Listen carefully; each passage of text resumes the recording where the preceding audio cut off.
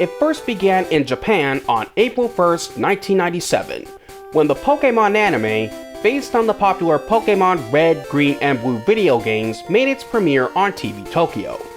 Initially overseen by head writer and showrunner, the late Takeshi Shudo, the series centered on the main character Satoshi, Ash Ketchum in the English dub, as he sets out on his journey to become the world's greatest Pokemon master. The series would quickly become, no exaggeration, a tremendous, phenomenal, and cultural success. And I do mean cultural. Over 25 years on, having weathered various incidents and scandals at certain points, both the show and the franchise have firmly ingrained themselves as a Japanese fixture and staple that's still going strong to this very day.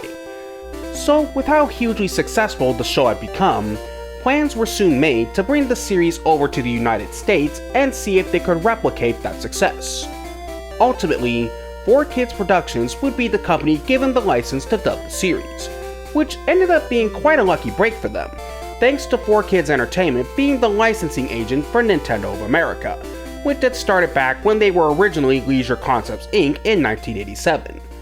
At the time, 4Kids Productions was a relatively new production subsidiary of the larger 4Kids Entertainment, and did see some early success with their first show, WMAC Masters, in 1995. However, that show ended up getting cancelled after 2 seasons due to it being too expensive to produce. Now, we all know that the anime would go on to make a home on Kids WB, but what few remember is that the show actually first began in syndication. For those unaware of how syndication works, basically, instead of airing on a single network like CBS or ABC, a show is instead sold directly to various independent television stations across the country. In the case of Pokemon, despite a lot of initial reluctance, it was eventually sold to 112 stations, which were various WB, Fox, and UPN affiliates across the country, clearing about 85 to 90% of households. Also, the time it would air on those stations would vary depending on where you lived. Pokemon! Weekdays at 6:30 on Cruise 62. Pokemon, weekday mornings at 6:30 on Fox 43. But even before it premiered, despite its huge success in Japan, there was a lot of doubt if the show would actually be successful in the US, especially after it received negative feedback and market research. Plus, at the time, anime hadn't quite hit mainstream popularity yet. Oh sure, there were some anime that were well known like Astro Boy, Kimba the White Lion, Speed Racer, and Gigantor, but for the most part, it was largely a niche market.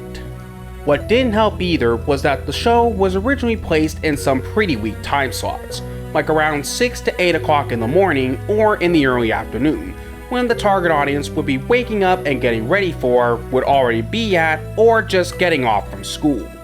Just to put this further in context, Sailor Moon and Dragon Ball Z had premiered in syndication in 1995 and 1996 respectively in similar time slots, and both shows ended up not doing very well.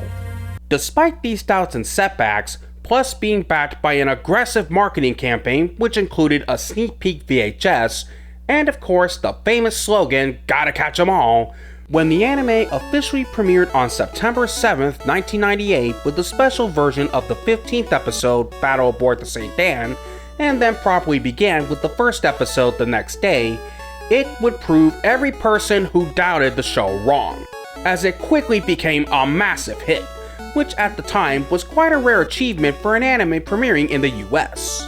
In fact, by December of that year, Pokemon was the highest rated children's show in syndication. The show would air its first 40 episodes during that time, but would then stop on October 30th with the episode March of the Executor Squad. But it wasn't for the reasons you might think. Because of how hugely successful it was, it got the attention of Warner Brothers and Fox Family worldwide, who both wanted to bring the show to their respective network kids blocks. A heated bidding war ensued, and eventually Warner would win the bid and bring the show over to Kids WB. However, it wasn't exactly all straightforward. While Kids WB would get to air the newer episodes, the stations that still had licenses with the show were allowed to continue rerunning the first 40 episodes until they expired in September of 1999. When Pokemon finally premiered on Kids WB 4 months later on February 13, 1999 with the episode The Problem with Paris, to say it had a strong start would be a massive understatement. Hurry, it's spreading! Squirtle, Squirtle. Bulbasaur! Pikachu! This is the 20th case of Pokemon fever this week. It's unstoppable! Coffee. It was a gigantic start. Thanks to its momentum from syndication, the episode would become the highest rated premiere in Kids WB's history, with a 3.9 rating and 15 share, and it would only continue growing from there. By September of that year, it was averaging an audience of 1.6 million viewers, and at one point it attracted 3.1 million, making it the largest audience Kids WB would ever receive. It was so massively popular, it helped make Kids WB the top-rated network kids block, as well as turning it into a must-watch one. And along with Sailor Moon and Dragon Ball Z finding newfound success on cable, gave anime the major push into mainstream popularity. Of course, their success would not go unnoticed. After failing to buy the show, Fox Kids responded by acquiring other anime that were similar to Pokemon. There was Digimon, which did become a big success for that block, to the point of even beating Pokemon a couple of times, and they also got Monster Ranchers, Metabots, and Flip the Time Detective, all of which yielded mixed results. But it didn't all stop there. The anime success had become so widespread and well known, it would get parodied on some episodes of several notable shows, including The Norm Show, South Park, and of course, The Simpsons. That alone shows just how big the anime had made it. The anime's popularity would also help it hold the #1 spot on Saturday mornings for 54 straight weeks. However, this streak wouldn't last forever. As I previously brought up in my One Saturday Morning video, Pokemon was briefly dethroned from the #1 spot by Disney's The Weekenders in May of 2000. This was such a big deal that TV Guide dubbed The Weekenders the show that killed Pokemon. But like I've said, that victory was short-lived and the anime would shortly reclaim the #1 spot. Also, as I mentioned earlier, Digimon would beat Pokemon a couple of times during its run.